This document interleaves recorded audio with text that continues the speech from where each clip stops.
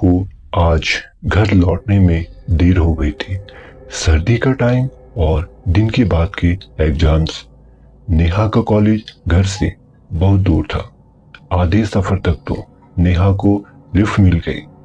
जहां पर वो उतरी वहां से भी करीब 1 घंटे का रास्ता उसे अभी भी पैदल ही चलना था। रात के लगभग 7 बज रहे थे। कभी घर से बाहर इस तरह अंधेरे में निकली नहीं थी। उसके चेहरे पर सर्दी वाली रात में भी बहता हुआ पसीना साफ बता रहा था कि वो कितनी डरी हुई है। अभी आधा सफर भी पूरा नहीं हुआ था कि उसके कदमों को ब्रेक लगी। सामने 4-5 नशेड़ी लड़के बीच रास्ते में बैठे शराब पी रहे थे। पहले तो वो भी डर गए कि सामने से कौन आ रहा है, लेकिन जैसे ही सामने लड़के को देखा उनका नशा अब वहशीपन में बदलने लगा। बेचारी नेहा उनके आगे हाथ जोड़कर विनती करने के अलावा कर भी क्या सकती थी। सभी नशेड़ियों ने उसकी एक भी नहीं सुनी और धीरे धीरे किसी भूखे भेड़िए की तरह उस पर टूट पड़े। थोड़ी ही देर में नेहा के शरीर से सारे कपड़े फटकर अलग हो चुके थे। नेहा अकेली और वो 5।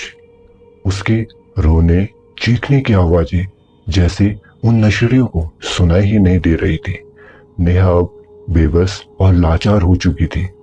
अभी 2 लड़कों ने उसके साथ रेप किया था। तभी नेहा ने नाली की तरफ छलांग लगाकर अपनी जिंदगी को खत्म कर दिया।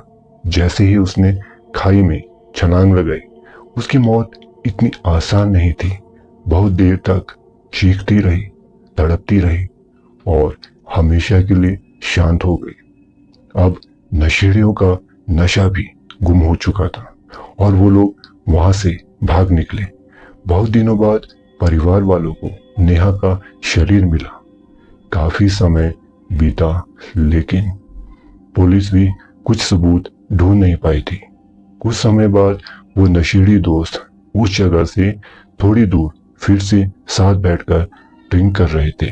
तभी उन्हें फील हुआ कि कोई और भी उनके साथ बैठा है।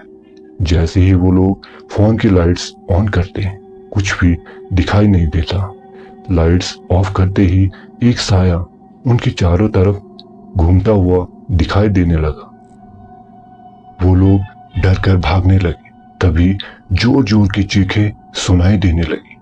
ये तो नेहा की वही चीखें थी।